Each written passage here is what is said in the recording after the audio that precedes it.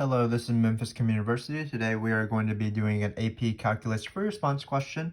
It's going to be a graph free response, difficulty number 7. So we're getting up there in terms of our difficulty for our graph free response questions, but we still love them because in these free response questions we don't have to do too much math. We don't have to take integrals and derivatives, for example. So this free response question is the type where a function is given as an integral. Don't be too confused. Usually it's g of x equals an integral of f where the graph of f is provided. Here it's all just reverse. F is going to be an integral of g where the graph of g is provided, but not too bad. We are going to do still very typical graph free response questions like finding areas under the curve and things like that, but it'll be slightly harder. We are in difficulty number 7. We are getting up there in terms of difficulty, so let's get started. I am excited. Hopefully you are excited as well. Looks like we have a line segment here. My picture isn't perfect because it's never perfect, but I think it will do. So right here is that semicircle, or not semicircle, quarter circle that this sentence is referring to. It's centered around 0, 3. Notice it does have radius 3. If we take this point right here, 1, 2, 3, or 1, 2, 3, 3, 3 is the point. This point is 6, 0, 6, and such stuff like that. So let's get on with it again. The most important thing will be the area questions, and the area will work in the same way as it has always worked, where when we plug in a number here, all we're going to do is plug in the number into the top, of course, and when we plug in the number into the top, we're going to find the area between 0 and that number. If we plug in a number that is smaller than 0, a negative number, we do have to negate the integral. So let's get on to it.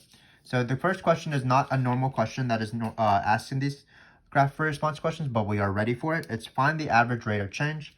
Keep in mind that this is not the average value of f, this is the average rate of change. Average rate of change is usually the algebra slope, so it is actually going to be the algebra slope in this case. So it's going to be y2 f of 8 minus f of negative 5 over 8 minus negative 5. That's going to be f of 8 minus f of negative 5 over 13. Unfortunately, f of 8 and f of negative 5 is not the same thing. Be careful of g of 8 and g of negative 5. That would be finding the average rate of g instead. So it's not going to be just finding these y values. We do need to find some areas because we're going to plug in 8 into this x. We're going to plug in negative 5 into the x. We're going to get excited while we do this, but we're going to do them separately, and we're going to find those numbers. So let's do that real quick.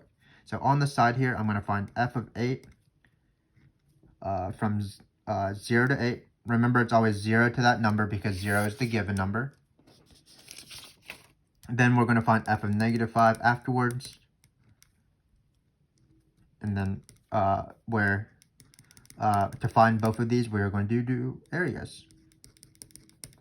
So let's start off with 0 to 8. That's the one with a semicircle, so that's the one that's more fun. So let's try this out. So remember that even if you have weird shapes like this, you can always break up things into parts of circles, rectangles, and triangles.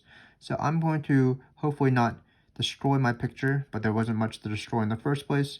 I'm going to drop these altitudes, and then we should be able to find this. So let's start off with the easiest shape here. This is just going to be a square. 3 times 3 is 9. So we're going to have 9 here. Then let's take the semicircle, or not the semicircle, the quarter circle. So the area of a circle is pi r squared. So in this case, it'd be pi times 3 squared, which is 9 pi, but we have to divide it by 4 because it's a quarter circle. So we're going to have 9 pi plus 4 over 4. Then we have this triangle right here. So this triangle is 1, 2, 3 times height, 1, 2, 3, 3 times 3 divided by 2, 9 halves. It's actually half of the square, if you notice. So it's going to be 9 halves. Weird number, but we're going to keep going. You could have found this using a trapezoid, but I like to break all my trapezoids up into rectangles and triangles. And then finally, we do have this small square right here, or small triangle. I don't know my shapes. And it looks like it's going to go down 2. So let's see if that's right.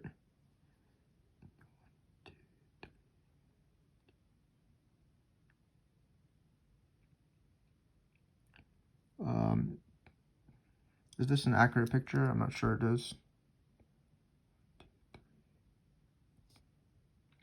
Oh, yes, it is. I don't know what I'm doing.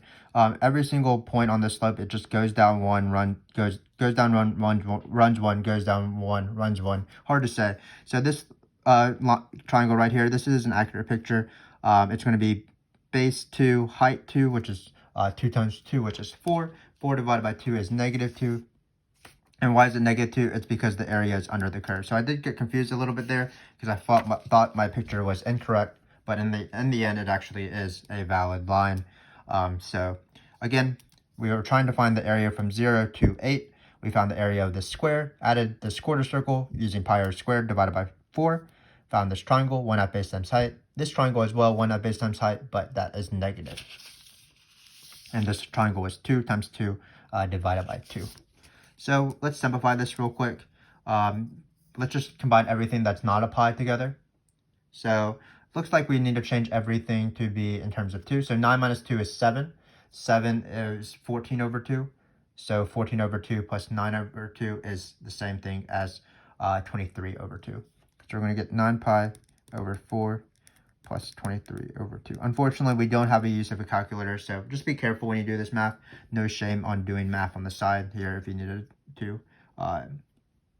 Always better to be more careful and get things right, of course. So now we're going to do the area from -5 to 0, which is a little bit easier. But remember that this is the one case where if you plug in a number that's smaller than the given number, you need to negate the integral by flipping it. So we're going to write negative the area from 0 to 5 of g of t.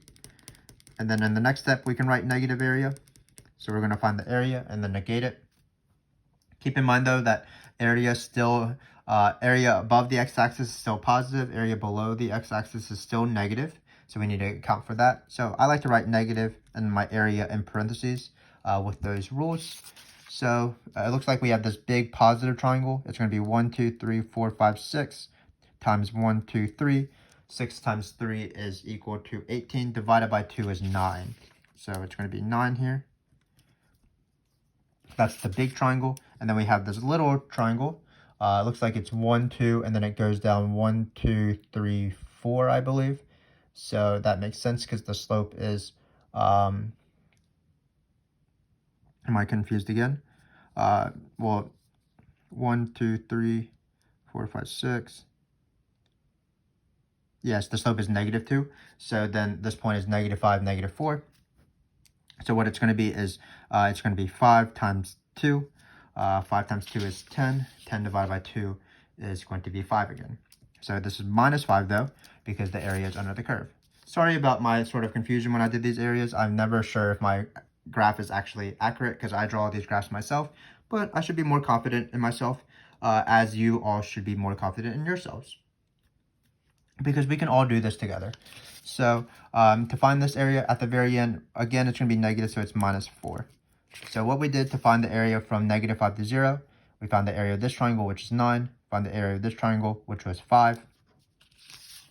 The 5 was negated though, but there was another negative because we had to flip the integral in the beginning. So just keep in mind there might be 2 negatives, one for negative area, one for flipping the integral. Now we are ready to find the average rate. So all of this work was to find f of 8 and f of -5.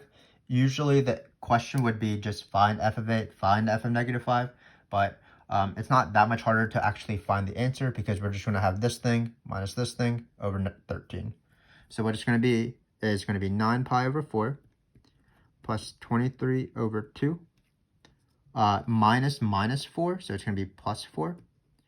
Well, 4 is 8 over 2. 8 plus 23 is 31. So this is going to, we first have to divide by 13 because it's y2 minus y1 over 13. And again, 4 is 8 over 2, 31 over 2. So I think we're going to end up with 9 pi over 4. We can write this in the worst way possible. 31 over 2 divided by 13. I didn't leave myself enough space, but that is perfectly fine. And then what we're going to do is, let's just simplify a little bit. Let's multiply everything by 4 so we don't have fractions within fractions. So I'm going to write my final answer. Let's see, where should I write my final answer? I'm going to write it in this box right here. This is the worst way to do math, but basically writing anything when you see it. But hopefully this makes sense. So again, I'm going to try to simplify my answer by multiplying everything by 4. So you get 9 pi multiplying this by 4, that would be 31 times 2, which is 62. And then 13 times 4 is 26 times 2, which is 52. So this is my final answer. We sort of had to work to get here. We struggled in the end, but our struggle paid off because we finally found the answer. So let me remind you what we did because it was pretty complicated. Average rate is algebra slope, f of 8 minus f of negative 5. But to find these y values of f, because f is an integral, we had to plug it into the integral. Then we found that for these y values, to compute them, we did the area. And area we just did slowly. Quarter circle, square plus triangle minus triangle for f of 8. And then for f of negative 5, triangle minus triangle. But we negated that entire area because we had to flip the integral because we plugged in a smaller number into the integral. This occurs quite often in our videos and on real free response questions. But once we had y2 minus y1, we were able to do algebra slope. So it's this thing minus this thing, so it became plus 4. We combined the 23 halves with plus 4 to get this, and then we simplified by multiplying everything by 4. That is allowed to get rid of these fractions within fractions, and we got this as the answer. So again, a pretty difficult question, but we were able to manage in the end. So let's do this question. Hopefully our work from our last question will help us. But in this case, we're doing absolute min or max. We're going to do the closed interval method on f of x, because that's how you do these absolute max or min questions on closed intervals. So the first thing to do is locate the function of what you're taking the max or min of. In this case, it's just f of x, so let me rewrite it. Just going to be 0 to x of g of t dt. That is going to be the original thing. Then what you do is you take the derivative. So the derivative is just going to be f prime of x. Remember when they present these questions like sort of a function is in terms of another integral where that function's graph is in the question? What I like to do at the very beginning is I like to automatically take the derivative. This is the fundamental theorem of calculus, the second half, where to take a derivative of an integral, because they are sort of inverse processes, you basically didn't do anything, so you just get g of x. If you need to find f double prime of x, this would be g prime of x. And remember that this is used, to find this, we did that in part A, this is area. To find this is just going to be the y values. And if we need to, this will be slopes. So in this case, we want to find where f prime of x equals 0. That's g of x though. This is the critical point step where you take the derivative and set it equal to 0. So we are going to just look at this graph and see where it's 0. In this case, it's 1, 2, 3, 4, 5, 6, and 1, 2, 3 negative. So 6, negative 3, and 6 are our zeros of the derivative, the critical points of f. Then what you do is you form a table where in this table, you'll have the critical points that fit within this interval, but they both fit within this interval, which is great. So we're going to have all these numbers, and then we're going to individually plug in these 4 numbers into our function, which means plug it in only to the top of the integral. So we're going to find the area from 0 to that number individually, and then we're going to see which one is the max or the min. So in this case, we actually have already done some. We have already done f of 8. So let's just find f of 8 again. So that was 9 pi over 4 plus 23 halves. For negative 5, it was the number negative 4. So we do need to find f of 6. But we actually already did a lot of the work. So f of 6, again, is you would plug in 6 into the top. And when you plug in 6 into the top, you'd do the area from 0 to 6. But basically, that's the same as the area from 0 to 8, but you don't do this minus 2 at the end. So the integral from 0 to 6 would be this quarter circle, the square, and the triangle, which is just quarter circle, square, and triangle. So we're just going to add up these numbers. 9 is 18 over 2, so it would be 27 over 2. So this one is going to be 9 pi over 4 plus 27 over 2. Because we don't subtract off that negative area when we go from 6 to 8, because we're only doing the area from 0 to 6. Finally, we're going to plug in negative 3 into this. Similar when you plug in negative 5, Negative 3 is smaller than 0, so you do have to negate the integral. I don't know why I rewrote this. It should be 0, negative 5. I didn't see what I was actually writing. When you negate the area integral, you put a negative in front. So this has been very sloppy, but hopefully this is still helpful. So again, we're plugging in negative 3 in the top because we want to find this last value, negative 3. When we plug in negative 3, the negative 3 will be on the top. It will be smaller than 0, so we're going to negate it. So it'll be 0, negative 3. Then we're going to find the negative area of it instead. So the negative area will be the area from this to this, but it's positive area, but we're going to take the negative of it. So it's 1, 2, 3. This was 6. So it's 3 times 6 divided by 2. 3 times 6 divided by 2 is going to be 18 divided by 2, which is 9. So it's negative 9. Negative because we had to flip the integral. So now we are ready for the abs max and the abs min. Hopefully you can tell that both of these are positive. So these are the potential candidates for the max. And then these are going to be, negative 9 is going to be the min because it's the biggest negative number and magnitude. So all we have to do is write abs, F has an abs min value of negative 9 at x is equal to negative 3. I like to write the value and the where it occurs just in one sentence. And then, of course, 27 halves is bigger than 23 halves, so this will be the abs max. So a pretty involved question. Usually when you do absolute max or min in these graph response questions, they do take quite a bit of time because you have to add up and subtract all these areas, and you have to be careful and things like that. But if you are patient with it, I believe in you. I believe in you always. Sometimes we do make mistakes, like this one, for example, but we end up catching them. And even if we don't catch them, they will allow us to improve the next time.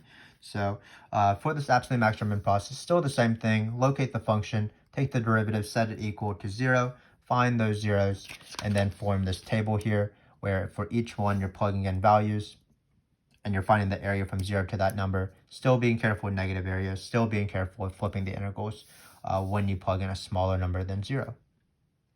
But that's how you do absolute max or min in every question, even if you don't have a crazy graph like this. So let's take it a little bit slower. Let's go for a typical shapes of curves rule. So here we have an inflection point of f of x. Anytime I have an inflection point of f of x and I have to justify my answer, I go for the justification first. So where does f of x have an inflection point? It is where f double prime changes signs, but in this case, I want to refer to as much as possible f prime of x, because f prime of x is g of x, which is the graph. So my justification is going to be f has an inflection point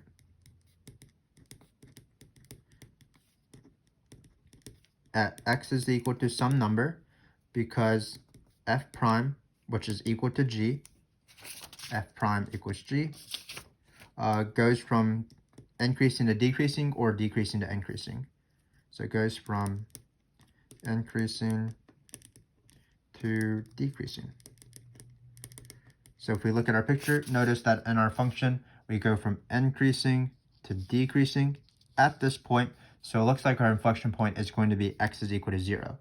Even though this changes functions, this is not an inflection point right here, because f prime goes from decreasing, still decreasing, so that's not an inflection point.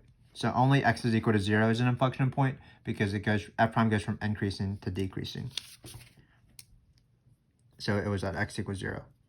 And that's a very typical shapes of curves question. If you have watched our videos from difficulty 1 all the way up to this point, you should be very comfortable. Let me just answer a few questions about this that were not asked, just because I like to do that. So where's f increasing? That's when f prime equals g is positive, so that's from here to here above the graph. Where's f decreasing? That's when f prime equals g is negative, from here, this little part right here, and this little part right here. Where's f concave up? Well, that's when f prime is increasing, so for all the negative x's. For the positive x's, f is concave down because f prime is decreasing, so that's why this was the inflection point. F went from concave up, f prime is increasing, to concave down, f prime is decreasing. Finally, look at these two numbers. Try to think in your mind which one is a rel min and a rel max. Well, this one is going to be a rel min because f prime, which is equal to g, goes from negative to positive. In this case, this number right here is a real max. F prime goes from positive to negative at this point. So again, be very comfortable with the rules so that you can rapidly just answer these questions without really thinking about them because you've done so many practice. Finally, we have one last question, which is a limit question. So first off, let's just plug in 0 and just see what we get. Well, on the bottom, we get 0 because it's 0 plus 3 times 0, which is 0.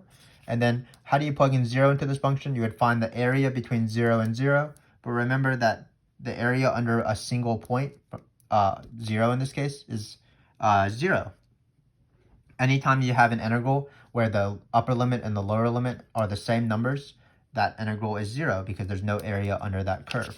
So in this case, we do get 0 over 0 because f of 0 again is 0. So what we need to do is we need to L'Hopital, or of course that means apply L'Hopital's rule. This is a free response question. So what I'm going to do is I'm going to try to write this in the most precise way possible. Hopefully that wasn't blurry. If it was, I think we are ready as my phone auto-focused. So let's start. What we have to do in a free response question is write limit as x goes to 0 of the numerator equals 0. Basically, you just can't write 0 over 0 because 0 over 0 technically doesn't mean anything. It is an indeterminate form. Then you write limit of x goes to 0 of the denominator equals 0. And you should verify this. In this case, we did verify it. F of 0 minus 0 is 0 because it's 0 minus 0. And then the denominator is 0 plus 0. Then you do L'Hopital's rule. So you say by L'Hopital's or by Le Hospital if you want to be funny. You write your original limit. And then finally, you can start doing L'Hopital's rule. So what you do is you write the limit of the ratio of the derivatives. Remember that this is definitely not quotient rule. This is L'Hopital's. Even though L'Hopital's uses derivatives, it is not a derivative question. It is a limit question. So the derivative of the bottom is 2x plus 3 because of the power rule. The derivative of this guy right here is going to be f prime of x minus 1. But in this case, remember that f prime of x is equal to g of x because f of x is the integral of g. So we can replace that with limit as x goes to 0 of 2x plus 3 g of x instead, because g of x is f prime of x. So what we're going to do is we're going to plug in 0. Probably not going to get 0 over 0 because definitely on the bottom you get 3. And so we just need to find g of 0 minus 1. Well, g of 0, remember that if you're finding f prime values or g values in this case, it's y values because this graph is of g. So we're just going to go up to here. 1, 2, 3, 4, 5, 6. That is going to be g of 0. So we get 6 minus 1 over 3, 5/3. And let's call it a morning or a day, wherever you are watching this. So this has been a slightly harder shapes of curves question. Basically, it asks questions that are not super typical of shapes of curves questions or graph questions. For example, average rate and some sort of weird limit. But if we were able to stick to our guns, we were able to achieve success in this question. Keeping in mind that for integrals, there were area under the curve, which was found in part A and B. When we had to find f values, we had to find the areas. We had to be careful with areas like normal. When we plugged in a smaller number, we had to negate the area. We carefully found the areas between quarter circles and weird shapes like this. Then when we needed to find f prime values was equal to g. So that was just the y value. So we were able to answer common questions like inflection points. We would have been able to answer relevant or max or increasing, decreasing, concave over down as well. I'm confident in that. And then finally, there was this weird limit that required us to find f prime. But again, from the very beginning, f prime equals g of x, which are the y values. So all we had to do is eyeball what this y value was, and we were able to do L'Hopital's rule, which we did in the precise way, writing all of this work out. So graph FRQs can be not too bad, even if they seem bad at first, because there's some sort of weird questions being asked. If you stick to the rules are your friends. Follow them, and they will lead you to glory. So hopefully you stick with us for our last 3 difficulty videos. Those videos will probably jump up in terms of the difficulty number 8, 9, and 10. I believe that all three are still AB level because all these graph response questions all have deal with AB topics like increasing, decreasing, concave up or down, absolute max or min, average rates and limits. So stick around for that. I believe those three questions will be a little bit harder than these difficulty number 7 videos. But again, because we're learning together, I believe that together we will be reach success in those free response questions. So I will be on the lookout for that. I will see you then. Thanks again for joining us, and goodbye.